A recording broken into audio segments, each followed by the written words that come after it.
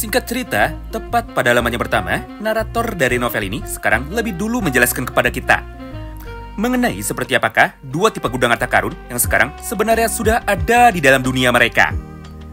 Yang pertama adalah gudang harta karun tipe sihir, di mana gudang harta karun yang pertama ini adalah gudang harta karun yang paling sering sekali ditemui oleh para hunter di seluruh dunia. Karena faktanya, gudang harta karun tipe sihir ini muncul di mana-mana, serta tempat ini pun sangat mudah sekali untuk dapat bisa ditemukan. Bahkan, di dalam negara Zebrudia, terdapat lebih dari 100 gudang harta karun dalam berbagai macam level, serta lokasi mereka pun tersebar di mana-mana, baik itu di hutan, di gunung, di sungai, di danau, bahkan sampai di dalam air. Lalu yang keduanya adalah gudang harta karun tipe fisik, di mana secara garis besar, tipe gudang harta karun yang kedua ini jumlahnya sangatlah sedikit sekali, alias sangatlah langka. Gampangnya, inilah perbedaan paling mencolok dari dua tipe gudang harta karun tersebut. Pertama, gudang harta karun tipe sihir dibuat berdasarkan kapasitas mana yang ada di sekitarnya. Jadi, semakin besar kapasitas mana dari gudang harta karun itu, maka semakin besar pula kekuatan dari monster yang kebetulan ada di dalamnya. Sedangkan di sisi lainnya, gudang harta karun tipe fisik adalah sebuah gudang harta karun yang bergerak bukan dengan menggunakan kekuatan sihir, tapi menggunakan kekuatan dari teknologi fisik yang disebut dengan sebuah mesin. Di mana sumber tenaga penggerak utama dari gudang harta karun tipe mesin ini sudah jelas itu adalah petir atau itu adalah listrik. Jadi gara-gara itulah, maka gudang harta karun tipe mesin ini memiliki peradaban yang sangat maju jika dibandingkan dengan gudang harta karun tipe sihir. Bahkan menurut kabar yang beredar, teknologi dari gudang harta karun ini jauh lebih modern jika dibandingkan dengan teknologi dari negara Zebrudia. Kesimpulannya, ada dua tipe gudang harta karun, yaitu sihir dan juga mesin. Gudang harta karun sihir isinya adalah monster phantom, sedangkan gudang harta karun fisik atau gudang harta karun mesin isinya adalah robot modern alias isinya adalah AI. Nah, setelah narator dari novel ini sudah menjelaskan kepada kita mengenai perbedaan mencolok dari kedua tipe gudang harta karun di atas, maka pada halaman yang berikutnya, Shin pun kini seketika kembali berpindah tepat menuju ke dalam sudut pandang dari Cray. Di mana pada momen ini, Cray pun lagi-lagi kembali mencoba untuk dapat bisa berkata kepada Kaiser dan juga berkata kepada Sarah bahwa tidak peduli apapun yang mereka lakukan, tolong jangan libatkan dirinya. Karena pada dasarnya, Cray hanya ingin duduk sambil makan kue dengan damai tanpa mau repot untuk bisa memikirkan hal yang sama sekali tidak penting bagi dirinya. Mendengar ucapan dari Cray kemarin dan juga mendengar ucapan dari Cray barusan, Kaiser pun tentu saja tidak bisa tinggal diam. Hingga tanpa menunggu lama, mereka pun kini seketika langsung mencoba untuk dapat bisa mengamati Cray lebih dalam lagi dengan menggunakan kekuatannya masing-masing. Di satu sisi, Sarah pun langsung berkata kepada Kaiser bahwa menurut Sarah, dia tidak bisa merasakan ada energi apapun atau kekuatan apapun dari dalam tubuh Cray. Jadi gara-gara itu, Sarah pun awalnya nampak sangat tidak percaya bahwa orang yang ada di hadapannya itu, dia adalah Cray Andre yang merupakan seorang hunter terkuat dari negara Zebrudia. Sementara itu, Kaiser pun justru malah mencoba untuk dapat bisa membela Cray dengan cara berkata seperti ini kepada Sarah. Dengar Sarah, kamu tidak peka dengan kekuatan dari orang ini. Karena menurutku, walaupun dia adalah orang yang biasa-biasa saja dan juga nampak seperti tidak memiliki kekuatan di dalam tubuhnya, namun kita pun tidak boleh merendahkan kekuatan dari orang ini. Mengingat kenyataannya, menurut kabar yang beredar, Cray selalu membalas semua perbuatan dari orang-orang yang kebetulan mencoba untuk bisa merendahkannya dengan menggunakan cara yang paling brutal. Gara-gara itulah, lebih baik kita tidak menilai Cray dari penampilannya.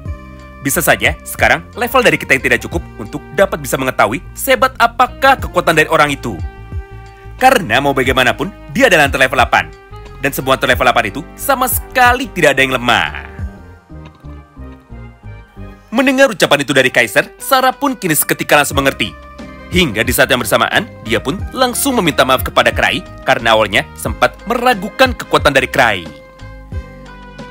Tapi sepertinya, respon yang sangatlah berbanding terbalik sekarang justru malah dapat kita lihat dari sudut pandang Cray. Di mana pada kesempatan itu, Cray pun kini seketika langsung memasang wajah paniknya sambil berkata seperti ini kepada mereka berdua. Aduh, kayaknya kalian salah orang deh. Aku ini Cray biasa-biasa saja. alias aku tidak sehebat seperti apa yang kalian bayangkan. Serta menurutku, pencapaian dari kalian berdua jauh lebih besar daripada aku. Karena faktanya, selama ini aku tidak pernah melakukan apa-apa. Tapi aku hanya kebetulan beruntung karena selalu berada pada posisi yang tepat. Mendengar ucapan tersebut dari Cray, Kaiser dan juga Sarah Kromis justru sekarang malah menjadi sangat terganggu. Karena menurut mereka, Cray sekarang sedang mencoba untuk dapat menyombongkan dirinya sendiri dengan cara merendah. Padahal sudah jelas, mau dilihat dari sudut pandang manapun, prestasi dari Kaiser dan juga prestasi dari Sarah Kromis sekarang tidak ada apa-apanya jika dibandingkan dengan seorang Cray. Bahkan menurut mereka berdua, kalau dinilai dari urusan prestasi doang, Cray jauh lebih layak untuk bisa naik level 9 daripada mereka. Nah, mulai dari sanalah kita pun sekarang langsung mendapatkan sebuah penjelasan tentang seperti apa sajakah prestasi dari Sarah Kromis dan juga prestasi dari Kaiser Sigurd. Serta kenapa mereka berdua bisa menjadi antar level 8. Supaya kita bisa mendapatkan sebuah gambaran seperti apakah perbandingan kekuatan dari mereka jika dihadapkan dengan Cray. Dimana secara garis besar, beginilah penjelasan kekuatan dari mereka berdua yang ada di dalam novelnya, dimulai dari Kaiser lebih dulu. Sederhananya, Kaiser berkata seperti ini kepada Cray. Dengar, aku mendapatkan ilham atau aku mendapatkan kekuatan dari sebuah buku tua yang kebetulan terlatar di dalam gudang. Dari situ, aku mulai membacanya. Dan juga dari situ, aku mulai meniru semua gerakan tarian yang kebetulan ada di dalam buku tersebut. Gara-gara itulah, aku pun berhasil menemukan sebuah gaya bertarung baru bagi para hunter. Yaitu gaya bertarung dengan menggunakan tarian yang menyatukan teknik serangan dan juga teknik pertahanan dalam satu gerakan. Nama gaya bertarungku ini disebut dengan Tempest Dancing. Dan setelah bertahun-tahun melatihnya tanpa berhenti, maka tanpa sadar, aku pun berhasil sampai ke puncak, alias aku sudah berhasil sampai ke level 8. Masalahnya, gara-gara kekuatanku yang terlalu berlebihan, maka semua teman-teman partiku otomatis tidak bisa mengikuti. Sehingga gara-gara itulah, aku pun memutuskan untuk bisa menjadi hunter solo sejak beberapa tahun yang lalu. Nah, selain memiliki kekuatan tarian, aku pun memiliki kekuatan kecepatan untuk dapat bisa bergerak secepat kilat. Sehingga, dengan gabungan semua kekuatanku itu, aku pun berhasil mengalahkan 15 negara yang sedang berperang. Hingga berkat hal tersebut, aku pun akhirnya bisa diangkat menjadi hunter level 8 sekaligus hunter paling kuat dari benua Galista. Intinya, gaya bertarung Tempest Dancingku ini adalah gaya bertarung yang sangat agresif. Akibatnya, aku pun menjadi sangat heran. Hingga aku bisa meniru semua gerakannya sampai aku pun bisa menjadi sangat kuat. Oh iya, sebagai catatan ya, di dalam kesempatan ini, Cray pun sebenarnya masih belum tahu bahwa orang yang telah membaca buku Grimoire buatannya itu ternyata dia adalah Kaiser. Sedangkan di sisi lainnya, Kaiser pun sekarang juga tidak tahu bahwa pengarang dari buku panduan menari yang telah dibaca oleh Kaiser ternyata dia adalah Cray itu sendiri. Tapi, nanti ketika Kaiser sudah mulai bertarung, maka Cray pun baru akan sadar bahwa jika dilihat-lihat, gaya bertarung dari Kaiser sebenarnya sangatlah tidak asing. Mengingat kenyataannya, hampir semua gerakan Kaiser adalah gerakan asal-asalan yang telah dibuat oleh Cray ketika dirinya waktu itu masih kecil. Simpelnya, buku Grimoire itu tadinya dibuat untuk Lee Smart. Tapi, Lee malah membuangnya di jalanan. Lalu, buku itu dipungut oleh pedagang dan dibawa ke benua Galista. Kemudian, setelah buku tersebut sudah sampai di dalam benua Galista, maka buku itu pun langsung dibeli oleh seseorang. Serta setelah itu, buku tersebut seketika langsung disimpan tepat di dalam gudang. Yang selanjutnya, tanpa sengaja, justru malah bisa ditemukan oleh Kaiser. Nah, setelah menjelaskan mengenai semua kekuatan dari Kaiser di atas, maka pada halamannya berikutnya, sekarang giliran dari Sarah Kromis yang akhirnya mulai menjelaskan kepada kita mengenai apa sajakah kekuatannya itu, serta kenapa dia bisa diangkat sebagai hunter level 8 terkuat dari negaranya. Singkat cerita, walaupun penampilan dari Sarah Kromis masih terlihat seperti bocah, tapi faktanya, usia dari Sarah Kromis jauh lebih tua daripada Cray dan juga jauh lebih tua daripada Kaiser. Mengingat kenyataannya, Sarah Kromis sama seperti partai dari Adler, yaitu dia adalah manusia yang kebetulan sekarang sudah bermutasi menjadi mirip seperti demon atau mirip seperti iblis. Gara-gara kekuatannya itu, maka Sarah Kromis berhenti untuk bisa tumbuh atau berhenti untuk bisa menua ketika dirinya sudah masuk ke usia remaja. Jadi, selama 10 sampai dengan 20 tahun ke depan, penampilan dari saya Kromis tidak akan pernah bisa berubah. Yang artinya, dia sama saja seperti seorang manusia abadi yang kebetulan sekarang tidak bisa menjadi tua. Selain itu, Sarah Kromis adalah hunter yang sangat menakutkan. Mengingat sejak kecil, Sarah selalu hidup sendirian akibat dia telah dibuang oleh kedua orang tuanya karena dianggap sebagai seorang monster. Kemudian, ketika dirinya sudah berusia 10 tahun, Sarah pun juga pernah bertarung melawan pasukan dari para demon yang kebetulan menyerang sebuah desa dekat dengan tempat tinggal dari Sarah Kromis. Hebatnya, Sarah bisa bertahan ketika bertarung melawan demon selama 7 hari 7 malam tanpa makan dan juga tanpa minum. Hingga pada akhirnya, Sarah pun bisa menang melawan pasukan dari para demon setelah semua demon itu sudah berhasil dimusnahkan dengan menggunakan kekuatan sihirnya. Mulai dari sanalah, Sarah pun seketika langsung diadopsi oleh kepala cabang dari hunter yang ada di dalam negaranya. Serta mulai dari sana jugalah, Sarah Kromis pun berhasil mendapatkan bimbingan dan juga terus naik level sampai sekarang sudah berada pada level 8. Nah, berkat semua kekuatan dari mutasinya itu, Sarah pun sampai mendapatkan sebuah julukan sebagai seorang penyihir kecil atau sebagai Little Witch.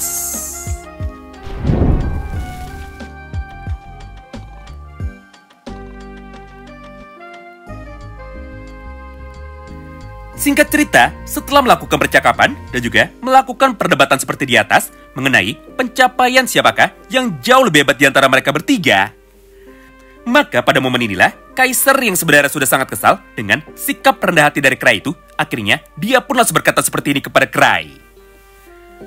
Sudahlah, jika terus seperti itu, kami pun malah menjadi kehilangan rasa percaya diri. Sudah jelas, kau itu adalah yang terhebat, serta kau pun bisa naik level 9 dengan sangat mudah sekali. Tapi, meskipun pada ujian kali ini, Krai bisa naik level 9 dengan sangat mudah, namun bukan berarti Sarah dan juga Kaiser pasti sekarang akan langsung gagal. Karena kenyataannya, dalam waktu 1 tahun, kantor pusat dari para hunter bisa saja menaikkan lebih dari 1 orang hunter level 9. Yang artinya, masih ada kesempatan bagi kami berdua untuk dapat naik level 9 bersama dengan Krai tepat pada tahun ini. Lalu, setelah berkata seperti itu kepada teman-temannya, maka tiba-tiba saja waktu dari rapat pertemuan para hunter ini kini seketika langsung dimulai. Hingga gara-gara itulah, Sarah pun sekarang langsung berpamitan kepada Krai dan juga Kaiser untuk bisa pergi lebih dulu demi dapat menghadiri rapat pertemuan dari para hunter ini. Mendengar ucapan itu dari Sarah Kromis, Kaiser pun juga melakukan hal yang sama. Di mana di dalam praktiknya, Kaiser pun segera mencoba untuk bisa pergi menuju ke dalam ruangan rapat dengan menggunakan kecepatan berlarinya. Bedanya, jika tadi Sarah Kromis memutuskan untuk bisa pergi sendirian, maka di momen yang sama ini, Kaiser pun memutuskan untuk bisa pergi dengan membawa Krai. Karena pada dasarnya, Kaiser pun sekarang masih belum tahu bahwa nama dari Krai sebenarnya tidak didaftarkan oleh Garg untuk bisa naik level 9. Alias pada tahun ini, sebenarnya yang ujian kenaikan level hanya 2 orang saja, yaitu Sarah dan juga Kaiser. Gara-gara itu, maka setelah Krai, Sarah, dan juga Kaiser sekarang sudah sampai tepat di dalam ruangan ini, dan juga setelah rapat penentuan ujian level 9 sekarang akhirnya seketika langsung dimulai, maka di momen yang sama itulah, semua orang yang ada di dalam ruangan tersebut otomatis langsung menjadi sangat terkejut. Bahkan di dalam dialognya, Garg yang sedang duduk dari kursi penonton sekarang tiba-tiba saja langsung berdiri. Dan juga dia pun langsung bertanya kepada Krai sambil berteriak dengan sangat keras. Hah? Apaan sih maunya bocah ini?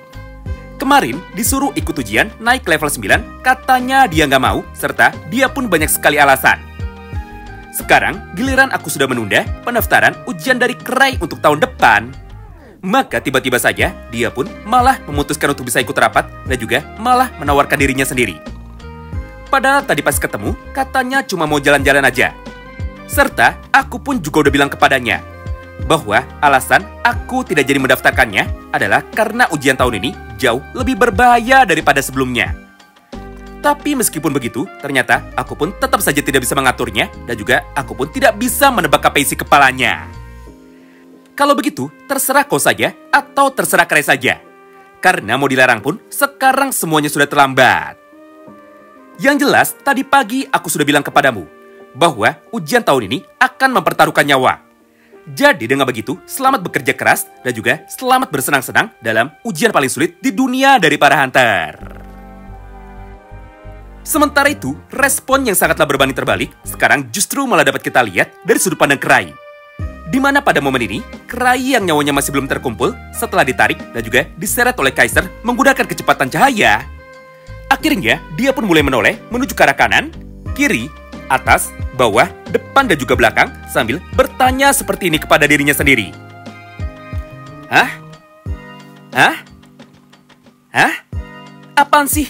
Orang lagi mau makan kue, kenapa tiba-tiba malah ada di sini? Wow, menarik banget ya.